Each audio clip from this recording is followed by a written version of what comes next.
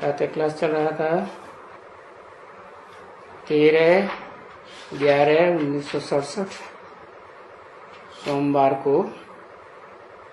दूसरी पीठ की मध्याह्न में बात चल रही थी। दुनिया में वहां रहते हो तो वहां तो इतनी याद नहीं पड़ेगी। जब तलक रोज सुबह सवेल में, शुरुआत में और अंत में घड़ी घड़ी ब्राह्मणी न कहे। अब ये तो तुम बच्चों को मालूम है कि ब्राह्मणी कहती है वहां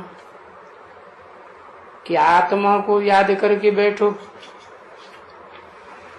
अपन को आत्मा समझ करके बैठो।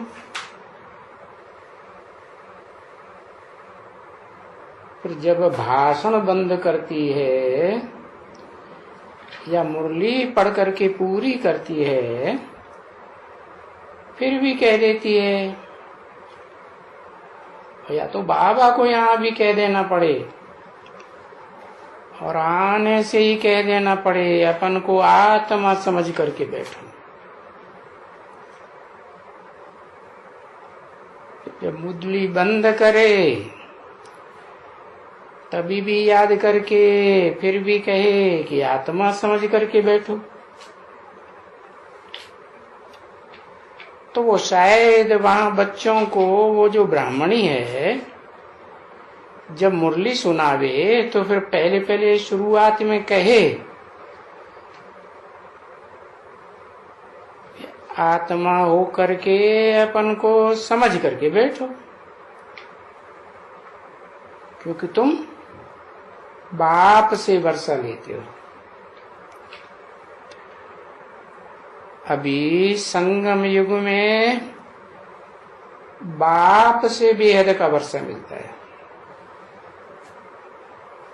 और अभी इस युग की महिमा और बाप की महिमा नहीं समझेंगे, देह समझते रहेंगे तो बाप को याद नहीं कर सकेंगे, न वर्षा मिलेगा। इसलिए उनको आदि और मध्य भी हो सके तो बहुत ही अच्छा है बीच में, क्योंकि ये है सबसे ऊंची सब्जेक्ट। क्या? आत्मिक स्थिति में स्थित होने की, और इस पर ध्यान देना है सबको। और ये तो यहाँ आते ही है मधुवन में, तो ये समझते हैं कि बरोबर शिव बाबा बैठ करके समझाते हैं। जब मधुवन में नहीं है तो बहुत डिफिकल्ट है।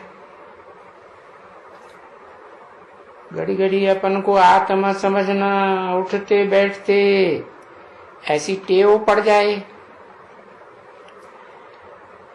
तो अपन को आत्मा ही समझे। जैसे कि शुरुआत से अपन को आत्मा ही समझते रहते, तो है तो बहुत डिफिकल्ट,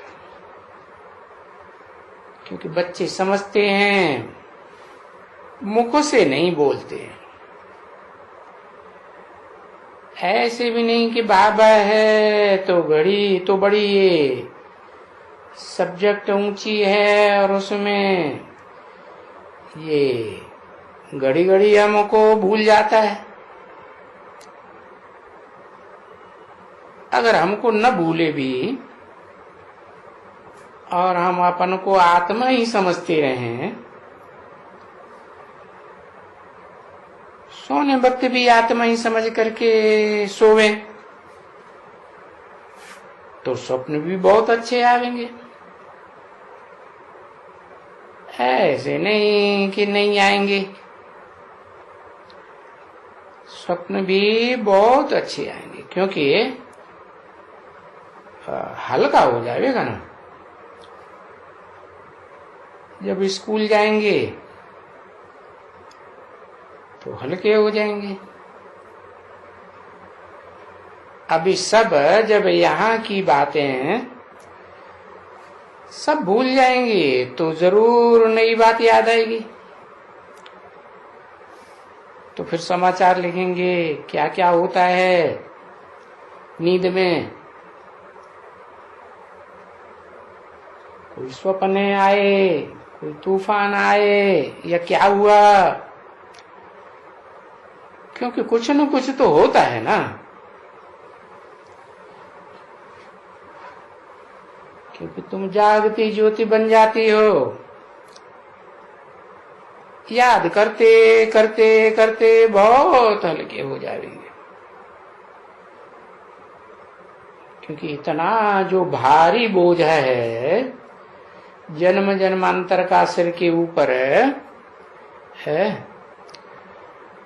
देहबान का, शरीर का, तो उनको भूल आ जाता है ना।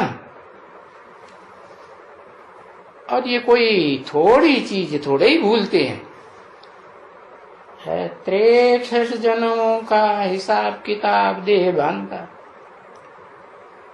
है। मन 1.5 का और गुना मन कर दो, और सुनाओ तो होगा।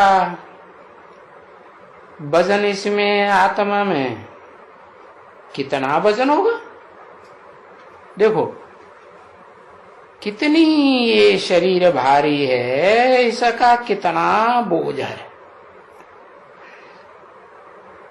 तो अभी इनको हम हल्का कैसे करें, तो जरूर पुरुषार्थ करना पड़ेगा कि हम हल्के हो जाए। आत्मा के अर्थ ही करना पड़े ना, उसे ही पुरुषार्थ कहा जाता है। क्योंकि हमको ये देह का दुम्ब लेकर के अब जाना तो नहीं है, वापस में जावेंगे क्यों, देह का दुम्ब लेकर जावेंगे। तो पहले पहले ये पक्का याद करके बैठे, क्योंकि हमको ये दुम्ब लेकर के नहीं जाना है वापस। तो पहले पहले पक्का ख्याल करके बैठे, क्योंकि जैसे एरोप्लेन भी उड़ते हैं ना, तो देखो कितना बड़ी बॉडी है, मशीनरी कितना अंदर है छोटी, और एरोप्लेन की बॉडी इतनी बड़ी है। अगर थोड़ा भी जरा भी कुछ मशीनरी में गड़बड़ हो जाती है तो फिर तार से नीचे गिर पड़ते हैं। तो ये तुम्हारी जो मशीनरी है ना, है ये जो देह की है, जो देह को चलाने वाली मशीनरी है ना, मन बुद्धि रूपी आत्मा, ये बिल्कुल ही है। तो ये देह तो बिल्कुल ही भूल जाना है एकदम, क्योंकि जहां जाना है वहां से हम नंगे आए थे और नंगे जाना है।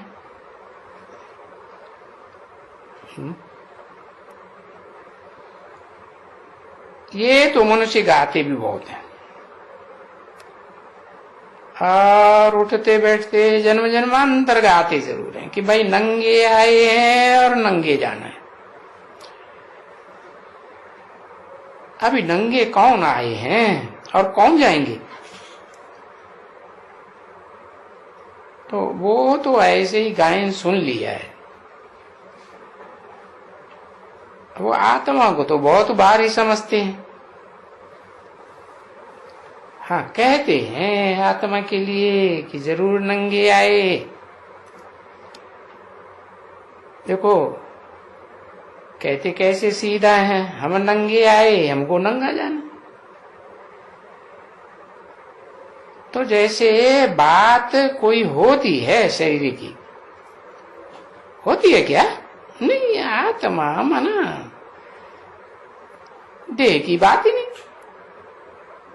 हम आत्मा और आए भी बरोबर हैं आत्मा परम धाम से, और आए भी नंगे जरूर हैं। शरीर इतना बड़ा भारी तो लेकर के तो नहीं आए ना ऐसे है। तो ये आई भी कितना छोटी, आत्मा ऊपर से आई। 13/11/1967 की प्रातः क्लास का तीसरा पेपर। तो ये भी जो बैठ करके विचार करे फिर रिपीट करे, वो बात है बहुत पुरानी। नंगे आए नंगे जाना है, पर नंगे का अर्थ अभी बाप ने समझाया है अच्छी तरह से कि भाई ये तो बहुत छोटी चीज है जो आकर के इस दुम्ब में पड़ती है। बाबा ने समझाया ना। बहुत डॉक्टरों ने कोशिश की है कि इनको हम देखें कि ये क्या चीज है। इतनी सूक्ष्म है जो एकदम रुक भी नहीं सकते हैं और ऐसे भी नहीं हो सकते हैं कि भले सब चीजों को ये बांध लेते हैं, शीशे के उनमें बनाए करके एकदम बंद कर देते हैं कि यहां से निकले नहीं यहां से। तो जानवरों को तो बंद करके भी रख सकते हैं, मर जाए तो कोई हर्जा नहीं, पर मनुष्यों को तो बंद नहीं कर सकते ना। मनुष्य की तो हवा बंद कर देवे तो वो वहां ही भूसाती खत्म हो जाए। भले कोई ने ऐसे भी किया हुआ होगा, चलो, परंतु आत्मा सिवाय दिव्य दृष्टि के देखी भी नहीं जाती है। देखो कितनी महीन चीज है। अब इतनी महीन चीज का उनका वजन कर सकते हैं क्या? कुछ नहीं, बस सिवाय स्टार चमकता है भ्रकुटी के बीच में वंडरफुल सितारा। अभी वंडरफुल की बात भी तो बाप ने समझाई ना अच्छी तरह से। कितना वंडरफुल है, कितना छोटा है, और फिर कितना उनमें पार्ट भरा हुआ है।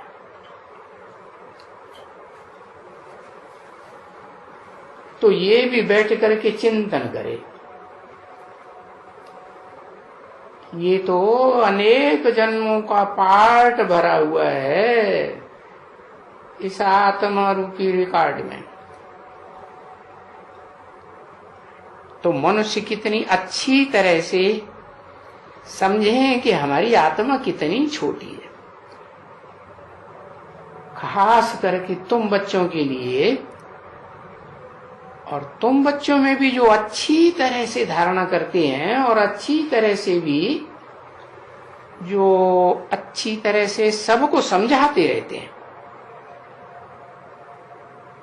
क्योंकि 84 जन्म भी तुम्हारे में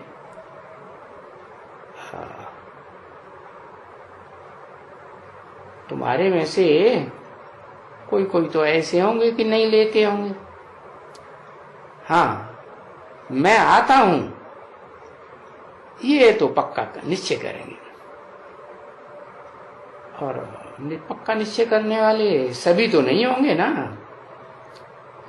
नहीं, और वो तो बहुत होंगे जो पीछे भी आएंगे। तो यहां तो बात ही है पहले पहले नंबर की। तो उस पहले पहले नंबर में जाने के लिए कितना अभ्यास करना चाहिए अच्छी तरह से। ऐसे ऐसे अभ्यास करते रहें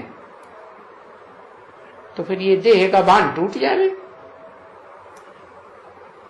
बाकी आत्मा समझ समझ समझ के और शरीर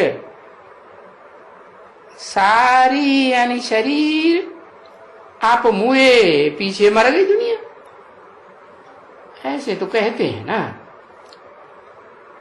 तो शरीर जो अगर इनको शरीर छोड़ते छोड़ते छोड़ते शरीर को अकेला अकेला अकेला, अब ये तो बड़ा अच्छा सबक पढ़ना पड़े बच्चों को। क्या क्या कि अकेला आए थे और अकेला जाना। अब ये बाप बैठ करके समझाते हैं, हम मनुष्य तो यहां फिरते रहते हैं। ये तो बाप ये स्कूल में बैठ करके, स्कूल में ऐसे भी कोई कोई ये बातें कभी कोई नहीं समझाते हैं, कभी नहीं, बल गाते रहते हैं। अकेला आया अकेला जाना, नंगा आया नंगा जाना। तो उनसे अर्थ ही दूसरा निकाल लेते हैं। फिर देखो वो नंगा अर्थ क्या निकाल लेते हैं, है? क्या वो बहुत नंगे हो गए, नागा बाबा बन गए। तो नागे भी होते हैं ना, तो नंगे भी बहुत हो गए है। जैन धर्म में कितने नंगे बाबा, और हिंदुओं में भी। और वहां जाते हो ना, यहाँ कुंभ के मेले पर, तो देखो कितने नंगे आते हैं। अभी ये अक्षर कहां से आया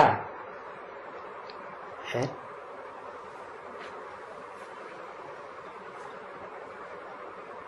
क्यों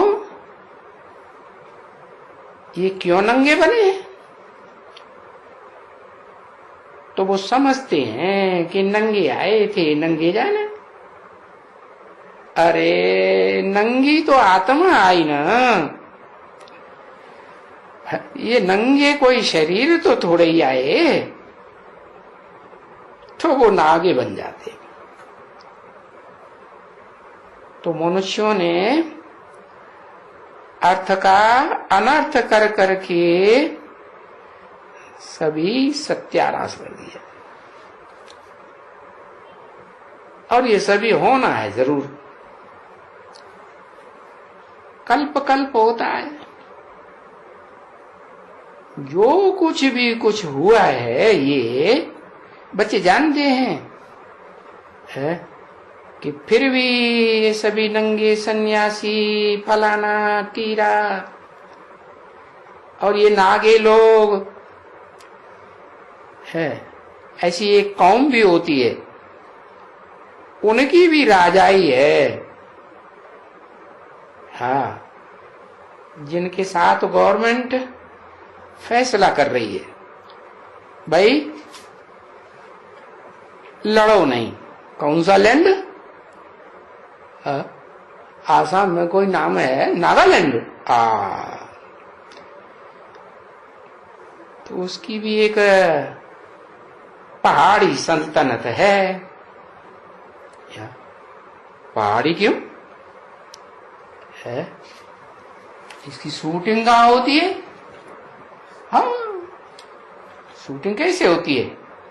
उन्होंने तो भी स्थूल पहाड़ बनाया है क्या? ऊंची बात, ऊंची स्टेज की बात है ना। तुम बच्चों की जो आत्मिक स्थिति में ऊंचे जाते हो, ऊंचे रहते हो, तो तुम्हारी है असली पहाड़ी सल्तनत। अभी होने की कोई है नहीं। कहते हैं सल्तनत है, और है भी छोटी है, उनकी भी छोटी और तुम्हारी भी तुम्हारी भी छोटी कि बहुत ज्यादा है, हाँ थोड़ी है, और वो भी जंगल में, पहाड़ों पर, पहाड़ों के बीच में। तो देखो कहां कहां ये लोग रहते हैं, पहाड़ों में, जंगलों में। और तुम कहां रहते हो? है? तुम तो ऊंची स्टेज के जैसी पहाड़ी स्टेज पर रहते हो। जैसे उन्होंने शिव बाबा के मंदिर कहां बनाए? ऊंचे टीले पर बनाते हैं या तो पहाड़ पर बनाते हैं। और जंगलों में, हाँ शमशान क्या है? जैसे जंगल ही तो है। जंगल का मतलब जहां दुनियावी लोग तो होते नहीं। तो तुम ऐसी स्टेज में जाते हो, है एकांतवासा न जंगड़ न झांसा। देखो ऐसे तो अनेक प्रकार के मनुष्य होते हैं। देखो दुनिया में डाकू भी कोई कम थोड़े ही हैं। डाकू भी बहुत हो जाए, और वो भी कहां रहते हैं? हाँ कहां रहते हैं? वो भी जंगलों में रहते हैं। देखो दक्षिण भारत में कौन सा प्रसिद्ध है? वीरप्पन डाकू। हाँ वो गवर्नमेंट भी उसको कई साल तक पकड़ ही नहीं सकी। पकड़ सकी? अरे नहीं पकड़ सकी। हाँ तो अभी देखो रहते कौन है? वो आत्मा इस शरीर के साथ क्या क्या करती है वो तो तुमने जाना है। सतयुग में तो ऐसी बातें कभी कान से कोई सुनी भी नहीं। हाँ कि वहां कोई डाकू होते हैं या फलाना होते हैं या टीरा कोई। तो झट कैसे बैठ करके बाप सारे सृष्टि के आदि बंदे अंत का तुमको बैठ करके समझाते बच्चों को। और घड़ी घड़ी ये भी समझाते हैं कि बच्चे अपन को आत्मा समझो। बाकी ये जो कुछ भी है भक्ति मार्ग के चित्रों के जो समझाया है बच्चों ने,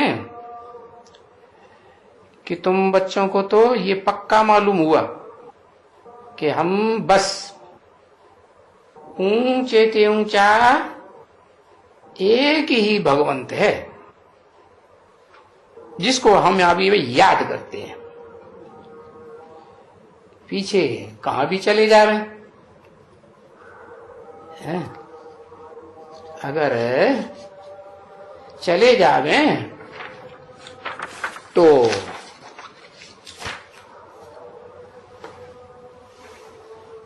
भले नीचे आ रहे।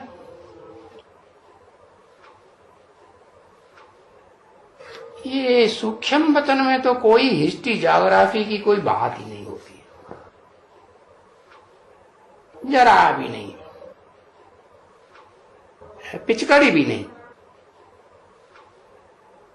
क्योंकि ये तो सब है ही साक्षात्कार की बातें। 13/11/67 की प्रातः क्लास का चौथा पेज, दूसरी लाइन। सूक्ष्म वतन का तो सिर्फ साक्षात्कार है। वहां सूक्ष्म वतन में हम आत्माएं निवास करते हैं, है? हाँ कोई स्थूल शरीर छोड़ करके और कोई अंतर्वाहक शरीर से मनन चिंतन मंथन में रह करके, हाँ और वो हमारा घर जो है वो तो ब्रह्म तत्व है। जहां हम सब अच्छी तरह से जानते हैं कि हमारा निवास स्थान वो परम धाम में है। और वो भी तो ठीक है ना बच्चे। अच्छा, ये पक्का है कि हम वहां रहते हैं। बाकी सूक्ष्म वतन में कौन रहते हैं, वो तो कोई का नाम निकाल करके बता दे। नहीं, वो सिर्फ साक्षात्कार है। फिर है स्थूल वतन में रहने की बात है। नहीं तो बाबा ने बहुत डिटेल में समझाया है। ये शंकर काहे का, विष्णु काहे का, ब्रह्मा काहे का। अरे ये ब्रह्मा भी तो यहां का है ना। है? कोई ब्रह्मा भी सूक्ष्म वतन में थोड़े ही रखा है। वो तो है, वो तो जब भी वो फरिश्ता बन जाते हैं फिर उनका भी वो नाम है फरिश्ता है। तो फिर उनका साक्षात्कार करते हैं। बाकी वहां तो कोई कारोबार कुछ नहीं चलता है। कारोबार है अगर है, कहाँ है कारोबार है अगर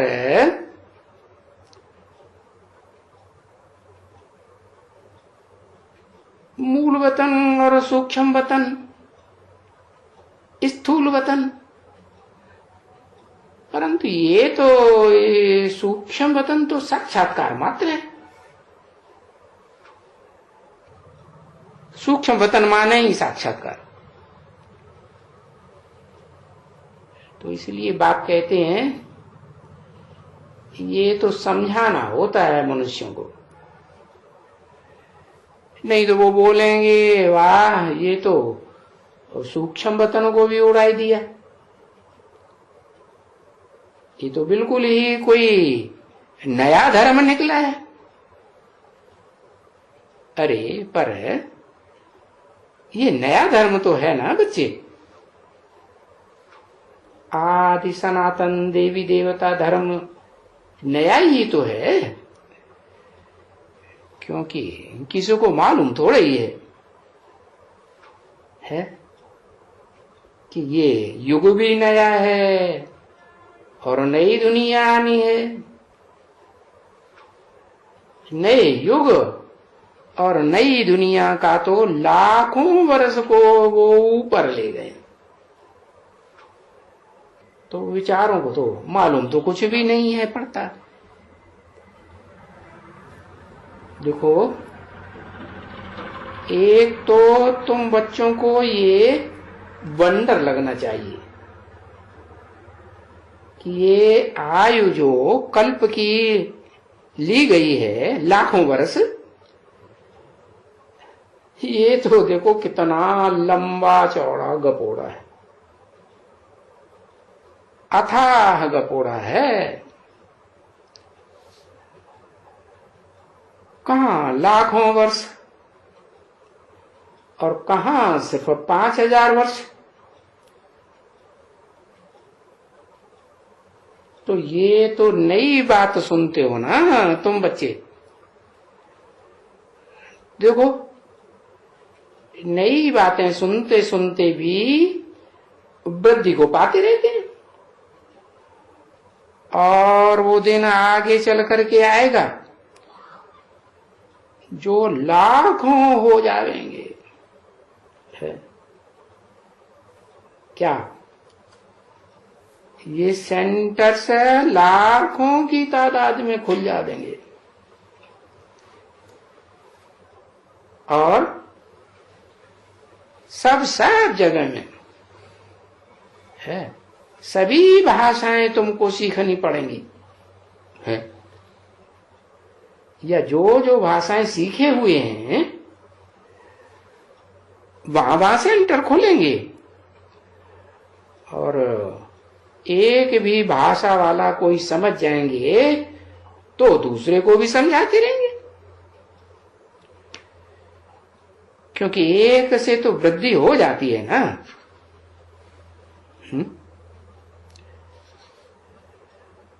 तो एक भी होगा ना, क्योंकि भारत में तो ढिंडोरा पिटवाना है, और जरूर ढिंडोरा पिटवाना है। पीछे कोई न कोई प्रकार से अखबार के कोई न कोई प्रकार के, तो टाइम इतना समझना चाहिए, हमको टाइम है कि जो हम सब जगह जाएंगे जरूर